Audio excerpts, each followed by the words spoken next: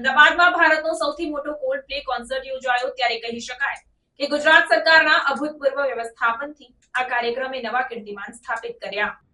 વિશ્વભરમાં પ્રસિદ્ધ British band cold પ્લેનો ભારતનો સૌથી મોટો કોન્સર્ટ અમદાવાદમાં 25 અને 26 જાન્યુઆરી 2025 દરમિયાન યોજાયો હતો। 2 દિવસીય આ કોન્સર્ટમાં ભાગ લેવા માટે 1.3 લાખ લોકોએ ટિકિટ ખરીદી હતી અને આ ભવ્ય સમારોહમાં સામેલ થવા માટે અંદાજે 2.5 લાખ જેટલા લોકો શહેરમાં પહોંચ્યા। આ કાર્યક્રમને સફળ બનાવવા માટે મુખ્યમંત્રી ભૂપેન્દ્ર પટેલના માર્ગદર્શનમાં રાજ્ય સરકારે આયોજકો સાથે ખડેપગે રહીને પૂરતો સહયોગ આપ્યો હતો। રાજ્ય સરકાર તરફથી પોલીસ વિભાગ, અમદાવાદ કોર્પોરેશન અને અન્ય વિભાગોએ યોગ્ય સંકલન સાથે દર્શકોની સુવિધા માટે સુરક્ષા, ટ્રાફિક, મલ્ટી મોડલ ટ્રાન્સપોર્ટેશન અને ઇમરજન્સી સેવાઓ માટે ચુસ્ત આયોજન કર્યું હતું।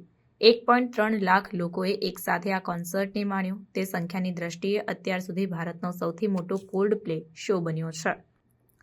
વડાપ્રધાન નરેન્દ્ર મોદીએ પણ Utkarsh Odisha make in Odisha conclave 2025 કાર્યક્રમ દરમિયાન તેમના સંબોધનમાં ભારતમાં કોલ્ડ પ્લે કોન્સર્ટની સફળતા અને દેશમાં કોન્સર્ટ ઇકોનોમીની વ્યાપક તકો અંગે જણાવ્યું હતું।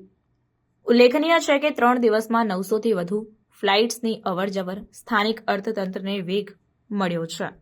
3 દિવસમાં અમદાવાદ ઇન્ટરનેશનલ એરપોર્ટ પર 900થી વધુ ફ્લાઇટ્સ પહોંચી, જે સામાન્ય દિવસો કરતાં લગભગ બમણી સંખ્યા છે। આ દિવસો દરમિયાન ભારતભરમાંથી અમદાવાદ પધારેલા મહેમાનોએ કોન્સર્ટ ઉપરાંત અમદાવાદ શહેરના આકર્ષક પ્રવાસન સ્થળોની મુલાકાત લીધી તેમજ ગુજરાતના પરંપરાગત ભોજનનો સ્વાદ માણ્યો હતો। તેના લીધે શહેરના પ્રવાસનને વેગ મળવાની સાથે અમદાવાદની હોટેલ્સ, રેસ્ટોરન્ટ, શહેરી પરિવહન વિભાગ તેમજ સ્થાનિક વેન્ડર્સને કોલ્ડ પ્લે કોન્સર્ટ થકી આવકનો મોટો સ્ત્રોત ઊભો થયો હતો। પ્રાર્થના સંદેશ ન્યૂઝની તમામ લેટેસ્ટ અપડેટ્સ માટે ચેનલને હમણાં જ લાઇક, શેર અને સબસ્ક્રાઇબ કરો।